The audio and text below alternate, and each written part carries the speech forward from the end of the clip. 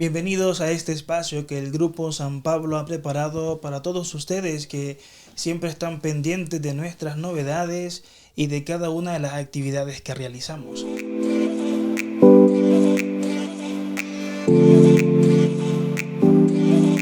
Estamos en septiembre, en el mes de la Biblia, en el mes en el que la iglesia prepara, ¿no?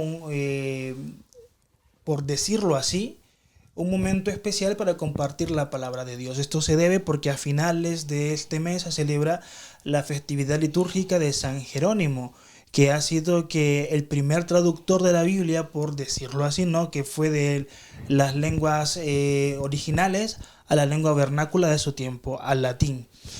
En torno a esta fecha es que la iglesia también hace un momento de reflexión, de interiorización, un poco de estudio bíblico.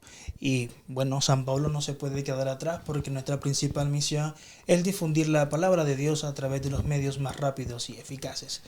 Y en esta ocasión especial tenemos un tema en el que ha captado la atención no solamente de España, sino del mundo entero. Porque una de las Biblias que más se ha difundido, una versión de la Biblia que más se ha difundido en todo el mundo es la así llamada Biblia latinoamericana, que ha difundido San Pablo desde los años 60, 70 y que ha servido también como medio o instrumento para que las personas sencillas, las personas que de a diario, ¿no? De a pie, como se suele decir en Latinoamérica, puedan encontrarse con la palabra de Dios. En torno a esto, tenemos un invitado especial. Bueno, dos personas nos acompañan el día de hoy. El hermano Pepe Pedregosa es uno de ellos, que es el coordinador del Centro Bíblico San Pablo aquí en España.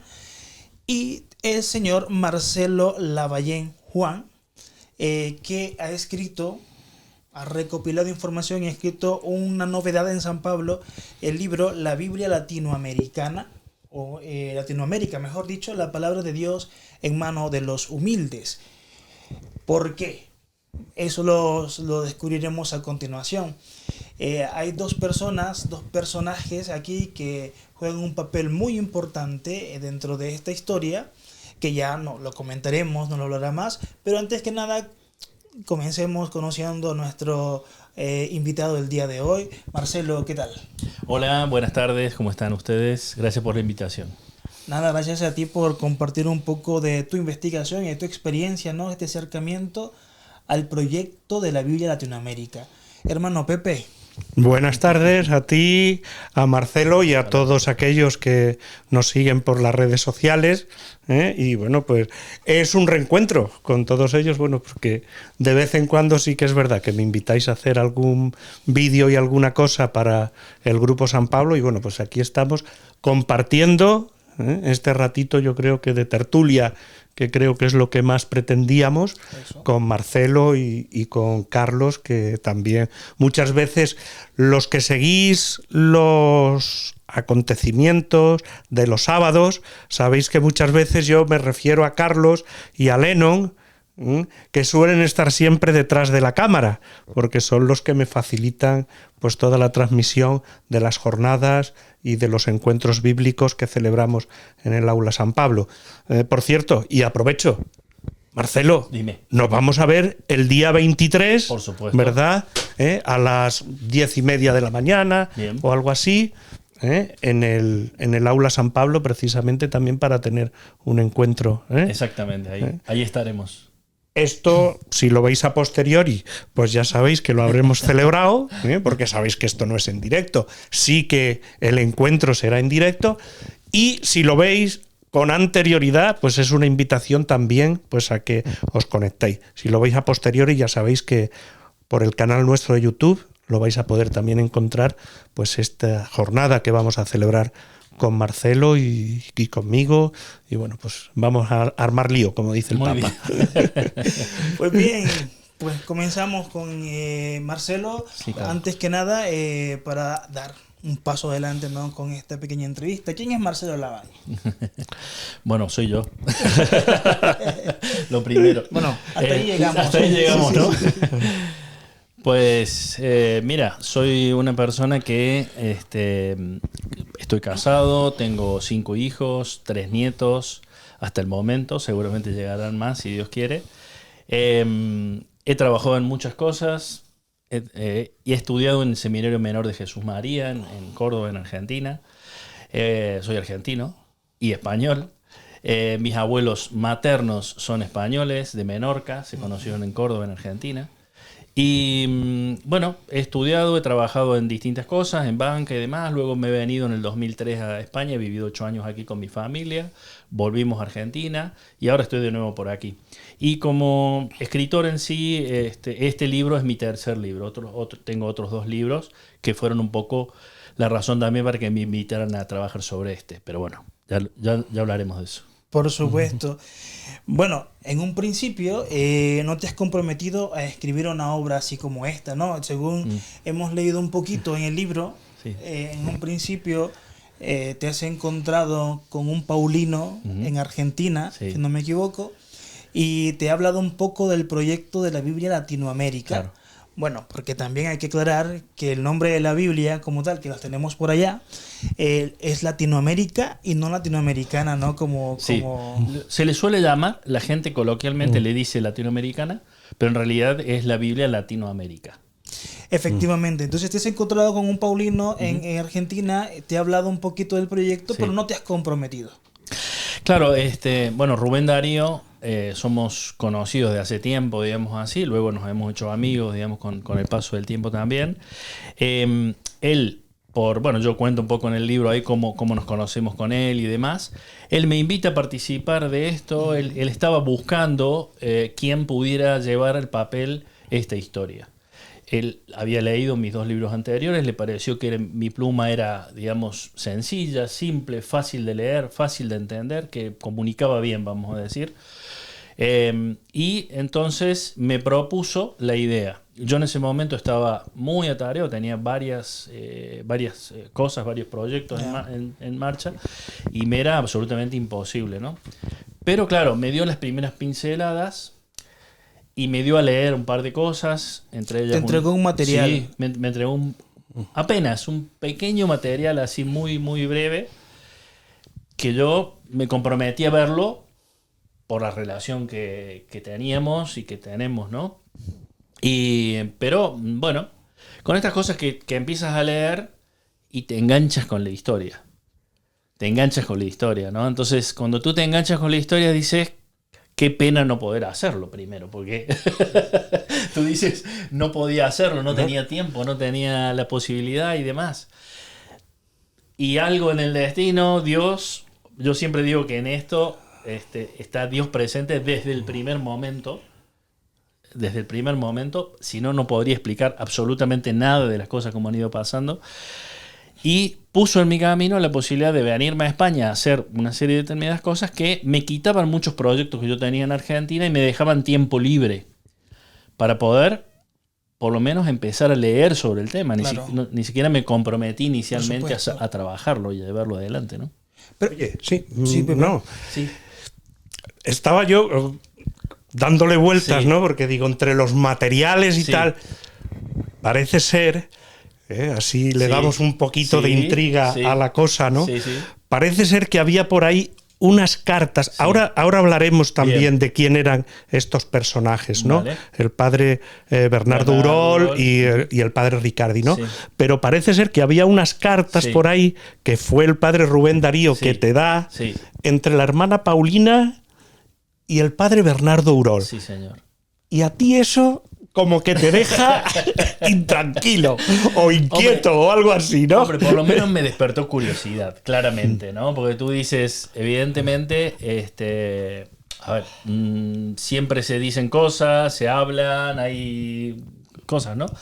Y entonces, un libro hecho en base a cartas sobre un sacerdote que se envía con una monja, con una encima de clausura, y que ella le contesta, digamos así, pica la curiosidad. Ujú.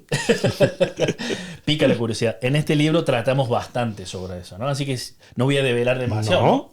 Quien quiera que lea el libro y descubrirá, ¿verdad? No vamos a hacer tantos spoilers por acá. Pero hay una cosa, sí. Porque en la introducción del libro te planteas varias preguntas. Sí. Te planteas así, o sea, es lo que quedó resonando en tu cabeza en el momento en el que miras la correspondencia, miras Sí. el material, el poco material que te han podido Sí. facilitar.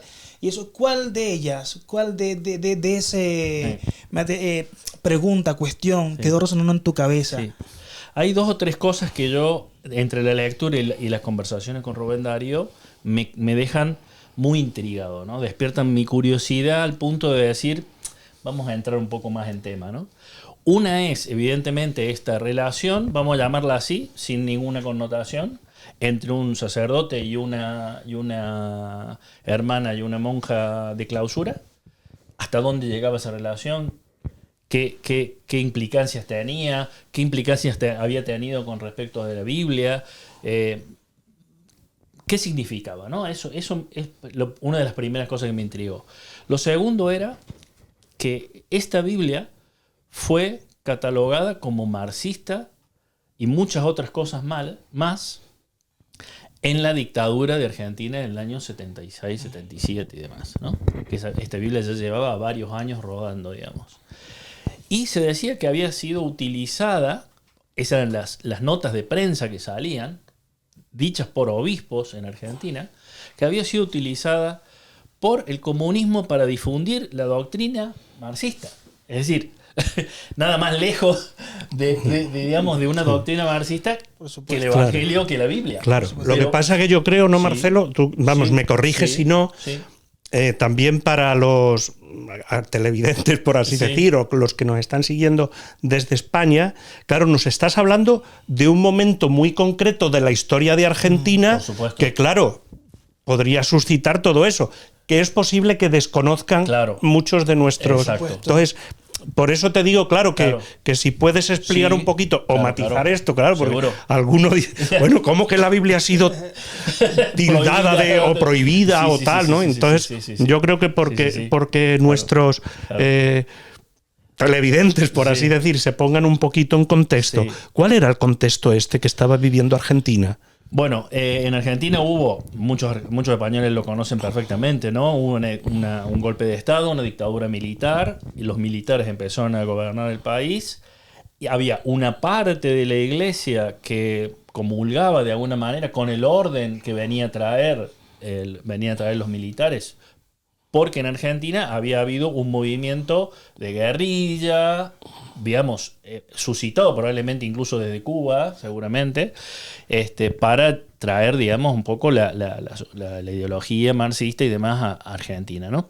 Entonces, en ese momento la dictadura militar se puso muy fuerte, muy firme, muy dura, y prohibió muchos libros. Cerró editoriales, clausuró editoriales. Una de ellas, San Pablo, en ese momento. Entre otras cosas, por esta Biblia. Entonces, como se cuenta mucho sobre esto, con mucha documentación a la cual he tenido acceso y la hemos volcado, a lo mejor no con tanta belleza estética, pero que creíamos que era muy importante de tener, están desarrolladas en el primer capítulo del libro, con lo cual hay cosas que no... La información... Les invitamos que lo lean. Y la información está ahí, claro. Y ahí, claro, llama la atención de que empieza de esa forma. O sea, es un libro, porque el libro que tenemos aquí en mano narra el proyecto como tal de la Biblia Latinoamérica, claro, a través del padre Bernardo Urol y el padre Ricciardi, ¿no? Sí. Pero, ¿por qué iniciar de esa forma la narración? Bueno, alguna especie, podríamos decir, también de estilo, de forma literaria para captar la atención del lector, pero... ¿qué más? ¿Por qué? ¿Por qué iniciar de esa forma un libro que narra el nacimiento de un proyecto bíblico? Claro.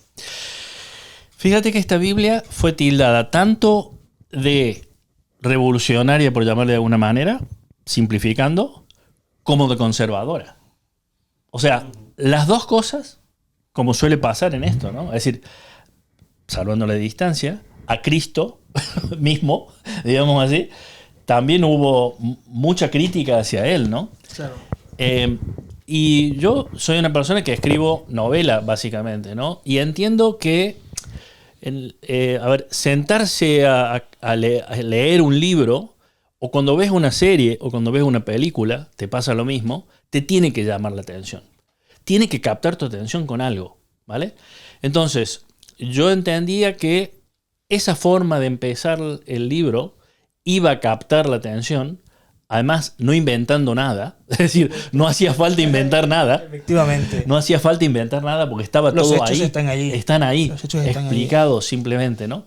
Tiene muchísimas otras cosas recontra interesantes, pero me parecía que empezar con una especie de shock, por decirlo de alguna manera, tenía sentido para captar la atención y el interés de los lectores. Claro, y es un momento prácticamente de la Biblia Latinoamérica, es un momento crucial, Totalmente. podríamos decir, de la Biblia Latinoamérica. Totalmente. Además, tú sabes que prohibir las cosas suele tener el efecto justo contrario. ¿No? Efectivamente. Vamos hacia lo prohibido normalmente, con lo cual es medio como del humano eso, ¿no? Entonces, también eso fue una de las cosas que motorizó probablemente que también la Biblia tuviera tanto éxito, ¿no? Una de las cosas, por supuesto que no mucho más que eso, pero... Fíjate, Sí. por ir avanzando un poquito, porque bueno, yo estaría horas aquí hablando del proyecto porque me parece un proyecto apasionante, ¿no? Sí. Pero fíjate que muchos de nosotros, yo el primero, ¿no? Yo soy hijo del posconcilio. Claro. Yo no he conocido el Concilio Vaticano II. Claro. Bueno, Yo eso dice aquí, la verdad. Sí, tendríamos que mirar los DNI, ¿no? El DNI. Bueno. ¿Sabes? Pero sí es cierto, ¿no? Que sí nací durante el concilio, Claro. ¿no? Pero yo era muy pequeño y no eso. Pero sí es verdad que yo en mi infancia sí que recuerdo, ¿no? Como que el concilio fue como, no te voy a decir como una revolución, pero sí como una puesta en marcha o una renovación, Sí. ¿no? Bueno, de ayornamiento, mucho, ¿no? Era la palabra clave exacto, que hablaba Pablo, exacto. Juan 23 en su Juan momento, 23. ¿no? Al se hablaba Exacto, de ¿no? ayornamiento. Sí. Exacto, lo que, como dice Carlos, ¿no? Esa renovación, ¿no? El volver incluso a los orígenes, ¿no? De la Iglesia y de Jesús. Fue un redescubrimiento también, desde un punto de vista, si quieres, de acercamiento a la gente, un redescubrimiento de la Escritura, de la Biblia. Tal es así que se habla incluso, ¿no? En lo que es la historia bíblica, Claro. del renacimiento de la Biblia, que había estado casi, entre comillas, prohibida Claro. para Sí, la lectura para de gente, ¿no? Selecta, digamos. De alguna Exacto, manera, ¿no? para gente selecta. Claro. ¿Qué crees tú, Marcelo, que aportó la Biblia a Latinoamérica o cómo vivió la Biblia a Latinoamérica? Porque justo empiezan a hacer en esos años... Absolutamente. Siguiendo esos dictados. O sea, ellos empiezan a trabajar con la traducción que luego se transformó en la Biblia en los años 67, 68. Perdóname, Sí, claro. Marcelo, ¿quiénes son ellos antes que Vale, nada? perfecto. Eso. Los nombraste, pero los nombraste Claro. en un momento. El padre Bernardo Durol y el padre Ramón Ricciardi. Ok. Dos sacerdotes franceses Ok. que van a misionar a Chile. Se encuentran, no se conocían, si bien los dos eran franceses, no se conocían. Bernardo Durol era de París y Ramón Ricciardi del sur, de Marbella, si no me equivoco. Se me ha perdido ese dato en este momento. Se encuentran en México Ujú. para empezar a hablar español. Es decir, ellos no hablaban español. Claro, estaban a aprender la lengua a México. Aprender la lengua en México. Ahí se conocen. Ok. Ahí se conocen. Iban destinados al sur de Chile.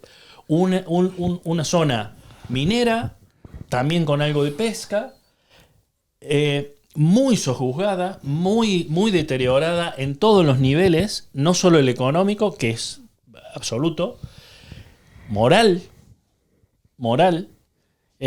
Había... la gente se alcoholizaba, los hombres se alcoholizaban, ¿sí? Esa es la realidad a la que van ellos. Y se encuentran con que, padre Ramón Ricciardi y Bernardo Durol, se encuentran con que en Chile se utilizaba, claro, la Biblia que se usaba la leían solamente los pastores, los sacerdotes y demás, y la poca gente a la que accedía era una Biblia que estaba escrita en el castellano que se usa en España muchas veces y demás, pero estamos hablando de hace más de 50 En las años. primeras traducciones podríamos Claro. decir al castellano Claro, también, ¿no? Claro. Muy, muy duras para el latinoamericano, porque usa palabras que allí no se usan para nada. La gente no se siente representada. Entonces, la Biblia no estaba en las casas, la Biblia católica no estaba en las casas, y las pocas veces que leía el sacerdote en la misa, la gente no la entendía. Eso hacía que la gente se alejara del catolicismo. ¿Y a dónde se iba? Además del alcohol, mucha gente. Al protestantismo, a los evangélicos, que se habían dado cuenta de esa situación y ya habían hecho evangelios y Biblias adaptados al idioma latinoamericano. Esa es la realidad con que se encuentran ellos allí. O sea que son, por así decir, pioneros Absolutos. en esta materia. Absolutamente. ¿Eh? O sea, Absolutamente. Ellos empezaron, ¿cómo empezaron? Lo cuento ahí. Sí. Voy a contar 2 líneas Eso. nomás, apenas. Para que no hagamos spoiler. El padre Ramón Ricciardi reúne en la parroquia en la que estaba, reúne a hombres alcohólicos para trabajar con ellos, para a través de la lectura del Evangelio llevarlos a salir de esa adicción. ¿Sí? A ese grupo él le llama los abstemios, que está bien. Efectivamente. Era lo que estaba buscando. Efectivamente. Hacerlo sí, abstemios, sí. ¿no? Es un poco paradójico, pero la confrontación ayuda bastante. Claro, iba al final, ¿no? A buscarlo a que sean abstemios, ¿no? Y en ese grupo de abstemios se da cuenta de que él leía un pasaje del Evangelio con su español recién aprendido, lo leía de la Biblia que tenía, católica obviamente, que era la española, Claro. y se daba cuenta que la gente no entendía nada. Esa es la situación. Ahí comienza. Marcelo, Sí. En este proyecto, en la elaboración de este libro Sí. que has llevado adelante, Sí. hablamos de que has recopilado no solamente correspondencia, sino también testimonios de personas que Sí. han conocido tanto al padre Bernardo como al padre Ramón. Sí. Más al padre Bernardo, que si bien empiezan los dos el trabajo, luego Ramón Ricciardi se queda a trabajar en una parroquia, era el más pastor de los dos, ¿sí? Ok. Era el más pastor de los dos. Bernardo era mucho más preparado intelectualmente. Lo dice Ramón Ricciardi, o sea, no lo digo yo, ¿eh? Está escrito por una conferencia, por una reportaje que le hicieron a él, con lo cual él lo dice. Bernardo estaba más preparado intelectualmente para llevarlo adelante y además no tenía una parroquia a cargo, ¿sí? Ok. Trabajaban los dos, pero Bernardo Urol es el que, si bien comienza Ramón Ricciardi con este trabajo, Bernardo Urol es el que se pone la tarea al hombro, ¿no? Yo cuando voy a Chile me reúno con, no sé si te cuento directamente, con la hermana Paulina, Sí. Paulina de Jesús. ¿Quién es la hermana Paulina? Vale, la hermana Paulina es esta monja de clausura Ok. que dijimos Al que era, principio. Sí, sí, sí. la que escribía las cartas con el padre Bernardo. Hay una mujer de 90 años, 91 años, que la encontré yo en el convento de Concepción, en Chile, en julio, hace bastante frío. Hay que hacer notar, para los que nos ven desde España, Sí. que es al contrario que aquí en España, que allí es invierno cuando aquí es Aquí es verano. verano, sí, Absolutamente. por supuesto. Y el sur de Chile, como el sur de Argentina, es bastante frío, ¿vale? Y más en julio, como si fuera aquí en enero probablemente, Sí, sí, ¿no? sí. En el norte. Y hemos tenido un día completo de conversación, un día completo, y ella me dio muchísima información que me preparó la noche anterior porque a ella le avisaron que yo iba. Yo había hablado con el convento, pero no le querían avisar porque una mujer se ponía muy Bueno, ansiosa. 90 años ya, 91 ¿no? años, Creo sí, que sí, sí, sí. trabajando también tanto, porque según miré, según Sí. he leído un poco el libro Sí. también, ella al principio trabajó con el padre de la mano, ¿no? Sí. Estuvo siempre atenta a él. Sí. Entonces es una mujer no solamente con una vida religiosa fructífera, sino que también preparada también. Una mujer que es abogada. Claro. Estudió abogacía, se recibió de abogada, viene de una familia rica de Chile, Ujú. una familia rica de Chile, acomodada. Ella tenía sirvientes en su casa, ¿vale? Y se mete de monja de clausura O sea, un contraste completamente aquí, ¿no? O sea, vemos también Total. aquí Absolutamente. cómo también Dios va haciendo su obra en medio de todo, ¿no? Absolutamente. Pone al padre Bernardo en el lugar donde realmente él empieza a gestar un proyecto como este y conoce a una persona que ha encontrado un contraste en su vida totalmente, ¿no? Es la persona que acomodada, como ha dicho, con personas, con asistentes de la casa y todo, y que al final pues decide entrar a un convento de clausura. O sea, es todo aquello que hay detrás de la Biblia de Latinoamérica, que es lo que tampoco muchas de las personas no conocen. Conocemos el producto como tal, ya no el resultado, la Biblia. Claro. Pero ¿qué hay detrás? Es interesante. Sí. Es muy Fíjate, interesante también, y yo creo que nos puedes apuntar un poquito acerca de esto, ¿no? Porque, claro, yo tuve el privilegio, aquí en España, de conocer al padre Bernardo en alguno de sus viajes que hizo aquí en España, ¿no? Pero bueno, conocer, entiéndeme, me lo encontraba, yo era entonces un joven estudiante, me lo encontraba por ahí por el patio de la casa o en la capilla cuando veníamos aquí a la casa provincial y tal, y claro, le veías, o yo al menos tengo esa impresión, de un hombre, por así decir, profundamente espiritual y a la vez muy preparado, pero yo digo, desde lo intelectual no se puede hacer una Biblia como esta. Absolutamente. Creo que ellos tenían como una especie de método o de manera de cómo iban escribiendo la Biblia, porque al final fueron ellos dos, o el padre Bernardo en sus últimas fases, quien escribió, por así decir, el texto bíblico.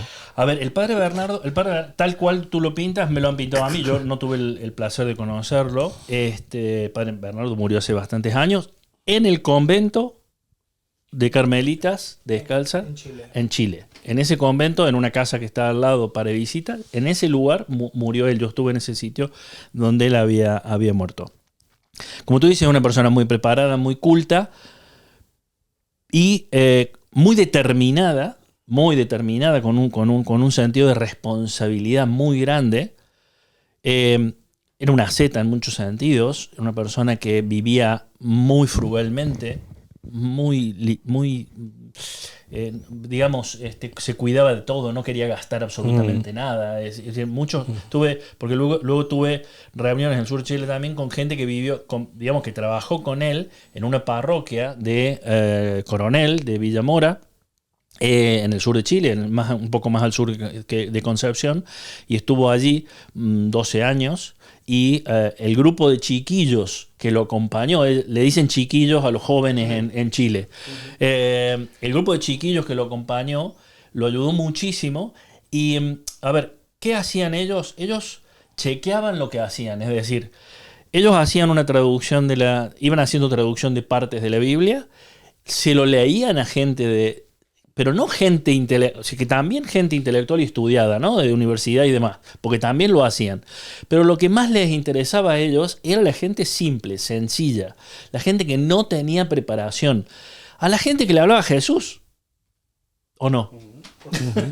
Por supuesto, al final eran ellos. A la gente que le hablaba a Jesús.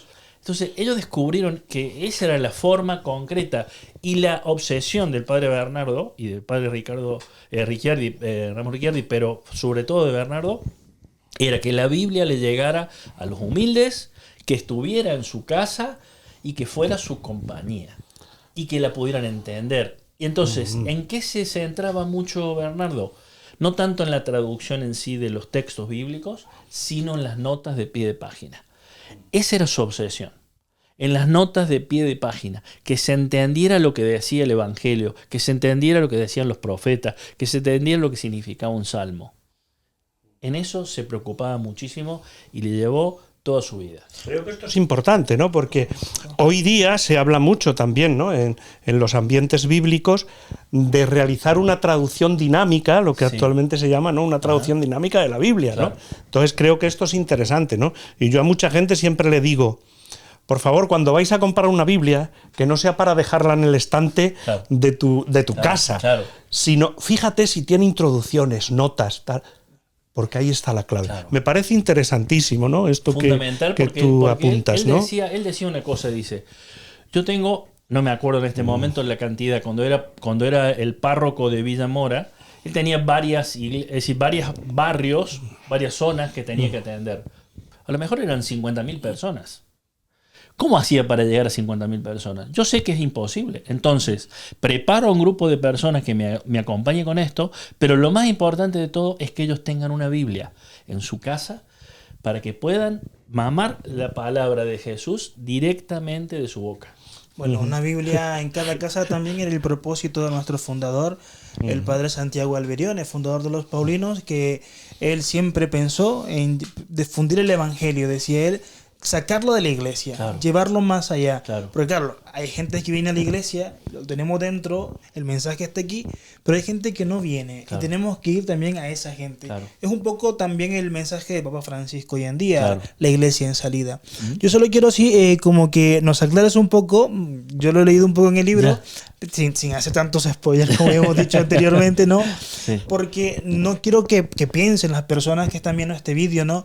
De que fue una, por decirlo así, una traducción a mano. Es decir, una traducción de que del castellano propiamente al latinoamericano, que en parte comenzó así el proyecto, claro, pero hubo la mano también de un especialista en Biblia, con una anécdota un tanto interesante, ¿no? al momento de la publicación de la primera edición. Sí, la anécdota no sé si contarlo o que la lean casi, ¿no? Eso sí, eso lo dejamos para que la gente... Vale. Cuenta por encima, pero que la anécdota la lean en el libro, que creo que es interesante. Un abreboca a la gente. Sí. No, a ver, como tú dices, fíjate que el padre Bernardo Burol leía perfectamente el griego, ¿vale? O sea que los textos que él usó para hacer las traducciones partían del griego. Y además viajó a Israel para terminar de aprender hebreo. Con lo cual también utilizaba la Biblia en hebreo y entonces usaba las dos Biblias para abrevar de ellas, para tener el sentido claro de cada una de las cosas, ¿no?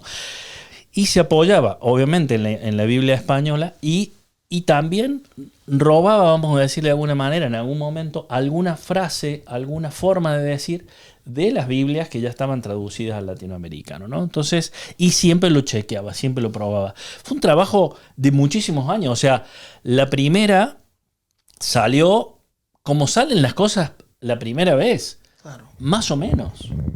Fue muy criticada, digamos así, ¿no? Y les costó muchísimo, muchísimo conseguir a una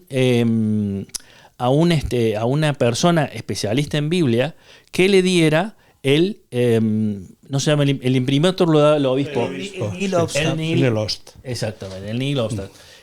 Les costó muchísimo conseguir a la persona porque ningún biblista quería hacerlo.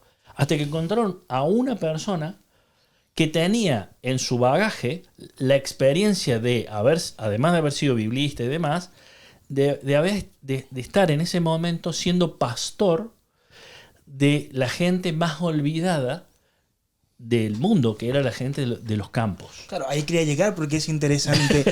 Hemos visto ya el testimonio de la hermana Paulina, que lo encontrarán más desarrollado en el libro, pero también el de esta persona, que ahorita no me viene el nombre en realidad, ¿sabe? Tiene un nombre difícil, porque era francés también. No me sale ahora, vale. Perdona. Pues, pero que este biblista que encontraron... Zimmerman, que encontró el padre Urol, que ayudó, claro, venía de un ambiente académico, un ambiente en el que él estaba acostumbrado pues a tratar de temas teológicos, por decirlo así, biblistas, qué sé yo, pero vino y él quería un cambio en su vida prácticamente, ¿no? O sea, ya había dejado un poco la parte académica, intelectual, por decirlo así, y se había adentrado a la parte pastoral, sí, a atender al pueblo de Dios. Sí. Entonces es interesante estos contrastes que encontramos en la parte detrás de lo que es el proyecto de la Biblia Latinoamérica. Seguro. Evidentemente yo siempre lo hablamos mucho con Rubén Darío, que fue el que entró en el que me metió en este proyecto, ¿no? Más allá de que lo cuento yo también, que yo veo detrás de este libro y de todo lo que pasará en el futuro seguramente con él, veo la mano de Dios directamente, ¿no? Y en la Biblia latinoamericana, absolutamente, porque donde había momentos en los cuales ellos no sabían para dónde salir, con quién hablar, a quién recurrir, había obstáculos muy grandes para sacar, sobre todo la primera edición. Pero después continuamente hubo esto que pasó en Argentina, que también pasó en Uruguay, que lo intentaron en Chile con las dictaduras y no pudieron en Chile. Pero fue muy, muy, muy grande. En Paraguay también. Es decir, muchos obstáculos. ¿Qué hacía el padre Urol? Se iba a rezar. Era un hombre de oración, no solo intelectual, no solo muy espiritual, de oración. Un hombre que iba, por lo menos rezaba 2 horas. Me lo ha dicho mucha gente que lo conocía. Lo encontraba siempre rezando, siempre en la capilla. Era un hombre de mucha oración. Y ahí es donde él encontraba la fortaleza, la claridad mental, la línea por dónde ir, ¿no? Por dónde caminar. Y le venían las personas, se encontraba con las personas adecuadas en cada momento. Pero digamos, también tenía mucho tesón, como quien dice, ¿no? Hablabas, hemos estado dialogando, ¿no?, acerca de cómo nace el texto y de las dificultades y todo esto, pero a un cierto momento entra en juego para poder, por así decir, sacar a la luz este texto de la Biblia, la entonces Ediciones Paulinas, actualmente el Grupo Editorial San Pablo y la Sociedad Bíblica Católica Internacional, ¿no? Fundada por el padre Santiago Alberione. ¿Cómo fue esto? ¿Cómo fue este encuentro? Que tú también lo narras aquí un poco en el libro. El padre, bueno, lo primero que hizo el padre Bernardo Urol, por lo que tengo entendido, es que fue a Santiago de Chile a conseguir digamos que Ediciones Paulina, Editorial Paulina, imprimiera la Biblia. Le dijeron en Chile que no tenían ellos la capacidad, porque requiere de un cierto papel, de una cierta maquinaria que en Chile no había. Por supuesto. Siendo europeo y demás, él se viene a España, había reunido algo de capital, llevaba su borrador ahí con sus sellos de aprobación, digamos así, y primero cae en una editorial, Castilla se llama, en la cual consigue que hagan las primeras ediciones. De hecho, he encontrado en la Biblioteca Nacional ejemplares de esa Biblia de Editorial Castilla. Pero Editorial Castilla en ese momento entra en quiebra. Es decir, es increíble las cosas como pasan. O sea, entra en quiebra, quiero decir, ¿no? Entonces ellos logran conseguir rescatar los borradores y la maquetación, digamos así, de la Biblia, y se vienen a San Pablo. Y hablan con Francisco Anta. Con Francisco Anta. Evidentemente, con lo que tú me dices del fundador, evidentemente Francisco Anta habrá visto que estaba dentro de sus objetivos y de su digamos, valores, el hacerlo, ¿no? Entonces, bueno, pero es un proyecto en cierta forma arriesgado, ¿no? Porque hacer eso, digamos, desde una editorial y demás, no sabes qué repercusión va a tener, tienes un objetivo, pero no sabes si ese objetivo se va a cumplir y demás. Consiguen otros apoyos económicos y sacan en el año 1972 la primera edición de Ediciones Paulinas, ¿no? El padre Francisco Anta es un paulino español que, digamos que en el cenit de su vida, ¿no? Prácticamente se dedicó a la difusión de la Biblia en todo el mundo. Y una de las principales, o el principal proyecto que realizó también, fue efectivamente la Biblia Latinoamérica, que haciendo un buen equipo con el padre Urol, pues lograron llevar este proyecto adelante. Sí, absolutamente. Y por lo que yo tengo entendido, digamos así, era el padre Francisco Anta también, seguramente yo tampoco lo he conocido, probablemente tú sí. Es una persona también de mucha determinación. Y mucho carácter, además, yo, mira, una de las cosas que recuerdo precisamente, Marcelo, es esa, ¿no? Que no se le ponía nada por delante. Vamos, si tenía que derribar una pared para poder, o tenía que ir a ver al obispo de no sé cuánto. Viajó por América Latina un montón. Y fue el germen de la traducción incluso, que ahora si queréis podemos plantear alguna cosita, por no alargar tampoco esto mucho, que como te decía yo estaría horas. Pero fue el germen de que la Biblia Latinoamérica no solo se tradujera al español de Latinoamérica, sino al quechua, al quichua, al tagalo, e incluso al chino. Al chino. ¿No? Absolutamente. Pero hay una cosa que no hemos dicho en ningún momento, creo que todavía no lo hemos dicho, que otra cosa que cuando tú me preguntaste qué otra cosa te llamó la atención y pusiste el ojo en esto, es la cantidad de Biblias que se han distribuido. Que yo en el libro pongo 60 millones, porque era el dato que tenía, pero hay información que me ha llegado que puede haber llegado a 90 millones. Sí, sí. Ya 60 millones me parece una barbaridad. Estamos hablando de la Biblia, evidentemente, el libro probablemente más vendido del mundo, probablemente. Claro. Pero estamos hablando de un libro que realmente, a ver, no hay 60 millones de personas que compren una Biblia si no tiene nada que decir. Quiero decir, si la traducción hubiera sido tan mala, si la palabra no hubiera sido bien comunicada, si no le hubiera llegado a la gente. Es decir, evidentemente tiene en sí un mensaje, el mensaje bíblico, obviamente, evangélico, el palabra de Jesús y demás, pero bien comunicado, porque al final de cuentas es eso, bien comunicado, ¿no? Y como tú dices, se tradujo a muchos idiomas y demás, el tagalog de Filipinas y demás, el cebuano también, y el chino. Y sobre el chino, digamos así, hemos recopilado también información sobre cómo llegó a China, todo el trabajo que también lo hizo el padre Bernardo. Es decir, salió de Chile el padre Bernardo y se va a Oriente, ¿no? Y trabaja mucho en Oriente, intenta en distintos lugares, digamos así, y se encuentra con un terreno más fértil, increíblemente, en China. Y bueno, estos días he leído que el Papa Francisco ha estado en Mongolia y que han ido católicos de Chile, escondidos del gobierno, digamos así, han ido a verlo, porque realmente, digamos, en China hay católicos, están aceptados de alguna manera por el gobierno dentro de unos ciertos límites y demás, ¿no? Pero la Biblia Latinoamérica, traducida al chino, fue una de las que abrió también esos caminos. Marcelo, en todo este trayecto, en toda esta odisea, por decirlo así, por recopilar la información, por dejarla marcada en este libro para que nosotros podamos hoy conocer un poco más acerca del proyecto, ¿qué te ha quedado a ti?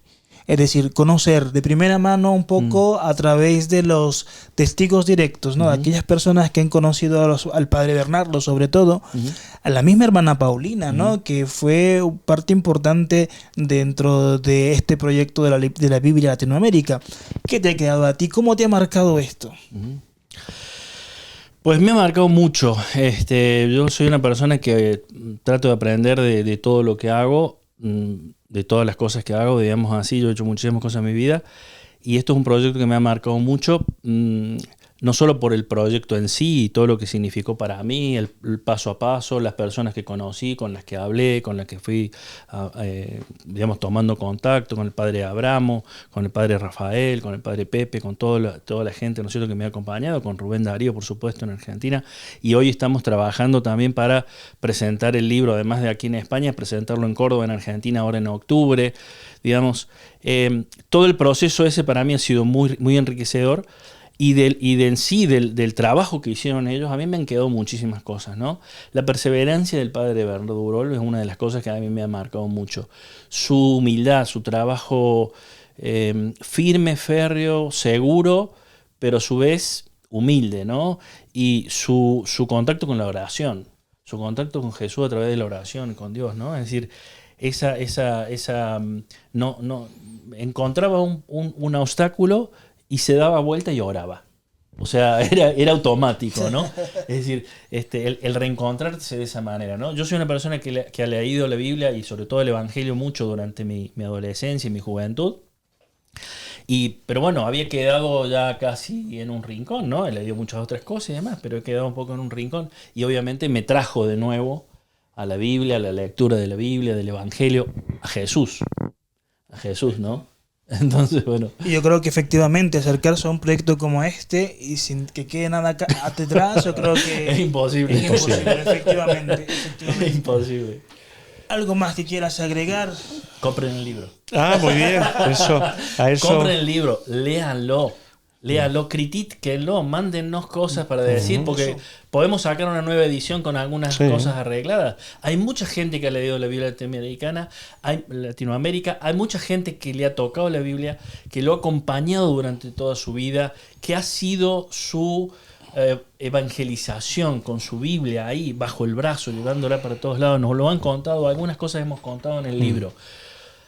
Hay muchísima gente que ha leído esa Biblia. Lean el libro, díganos qué les parece, critíquennos, no hay ningún problema, sí, estamos para aprender. Efectivamente. Esto es, así como la Biblia salió con muchísimos errores, la primera traducción, hablo de la traducción de la Biblia de Latinoamérica, salió con muchísimos errores que se fueron corrigiendo en el tiempo, podemos hacer lo mismo con esto, ¿no? Entonces, sería muy interesante que lo puedan leer, que la puedan y que puedan contarnos qué les parece, ¿no? Era precisamente esa, esto que tú estás apuntando, una invitación que yo quería hacer a la gente, a las personas que nos están viendo desde el Centro Bíblico.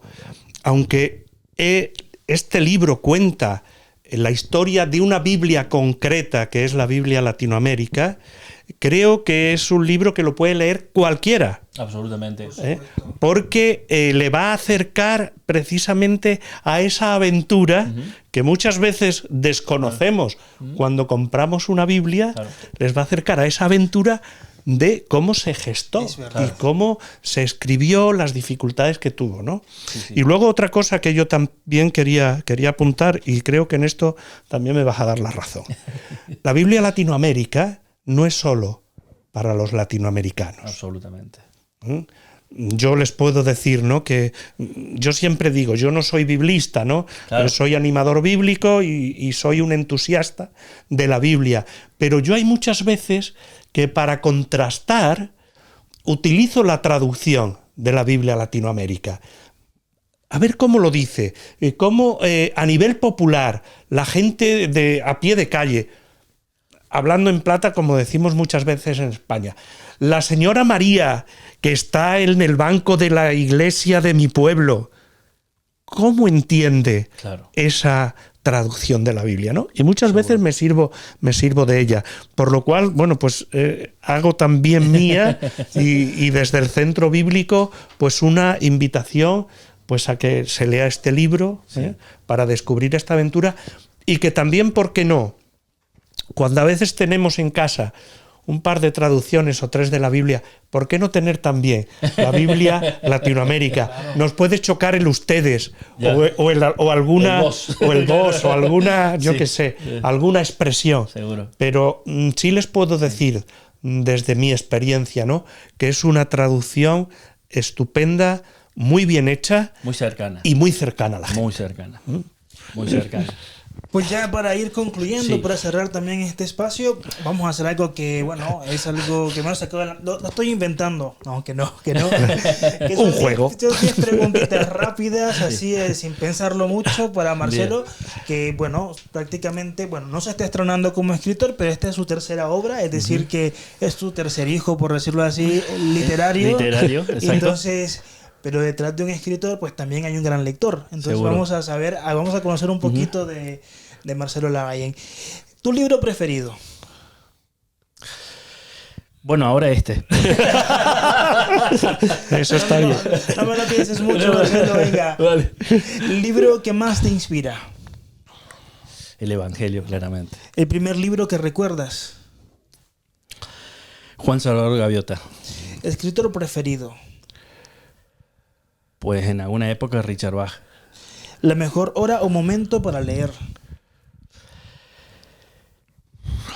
Yendo en el autobús, en el metro. Perfecto. ¿El mejor lugar para la lectura? Bueno, ya lo has dicho, ¿no? Prácticamente. ¿A quién le regalarías un libro? A todos. ¿Qué libro no has podido terminar de leer? Los pilares de la tierra. Un libro para que alguien se inicie en el mundo de la lectura.